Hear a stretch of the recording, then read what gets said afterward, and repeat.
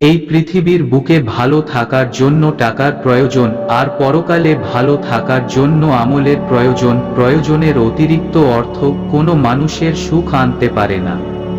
সেই মানুষই সবচেয়ে ধনবান, যার আনন্দ সবচেয়ে কম। মানুষ আপন, টাকা পর, যত পারিস মানুষ ধর। যার সম্পদের চাহিদা বেশি, তার সংসারে সব কিছুরই চাহিদা বেশি।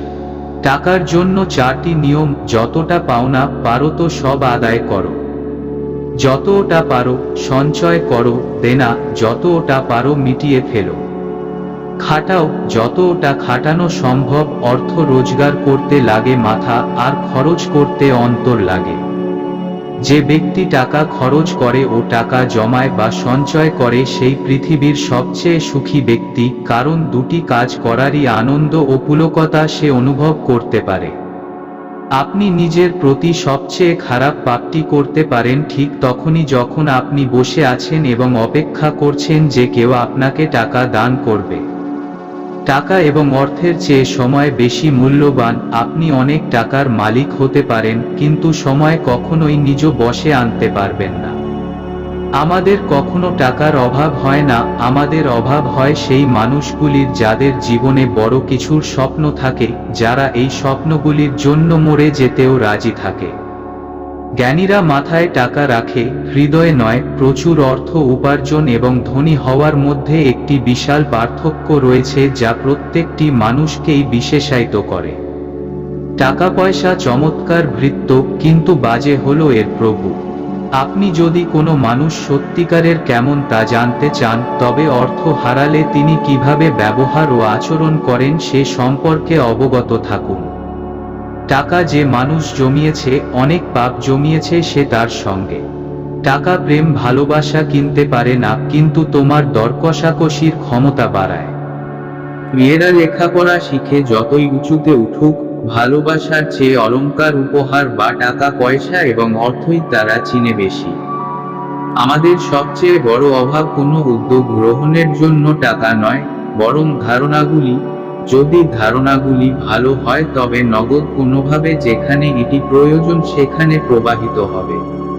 এই ব্যাপারে কর্মদক্ষতা প্রয়োজন। একটি নির্দিষ্ট সময়ে গিয়ে অর্থের কোনো উপযোগিতা আমার কাছে নেই।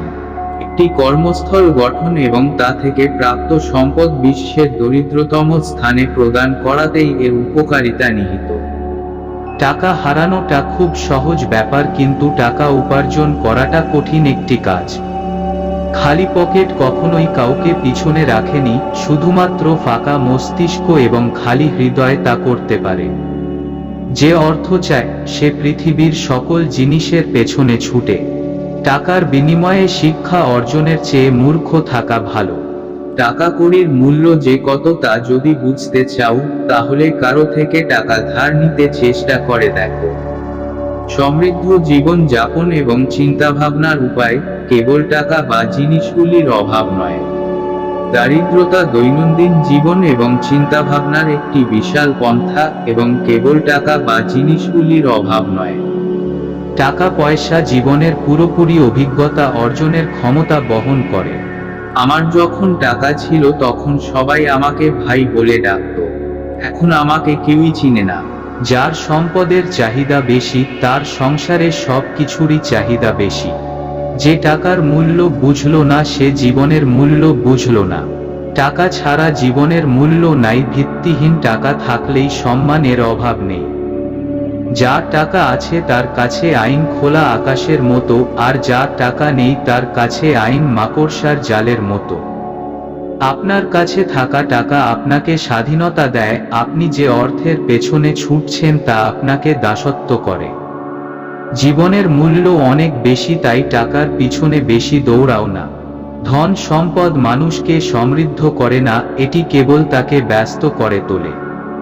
লক্ষ্যের দিকে দৌড়াও, অর্থের দিকে নয়।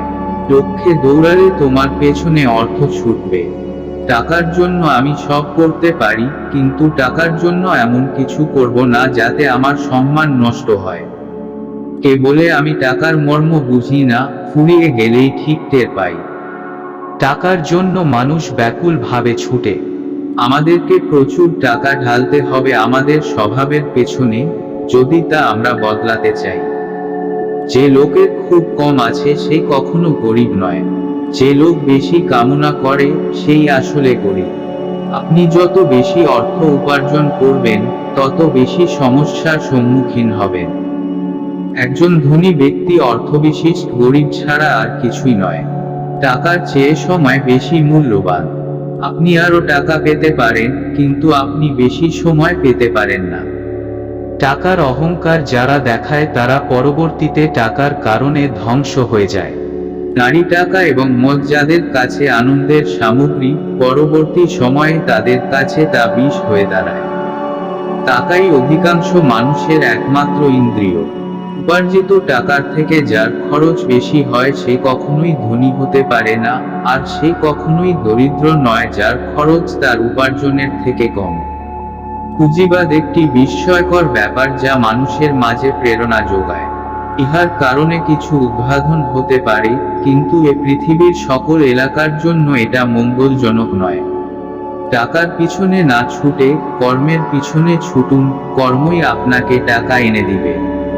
টাকা যদি আপনার স্বাধীনতার আশা হয় তবে তা কখনোই পাবেন না।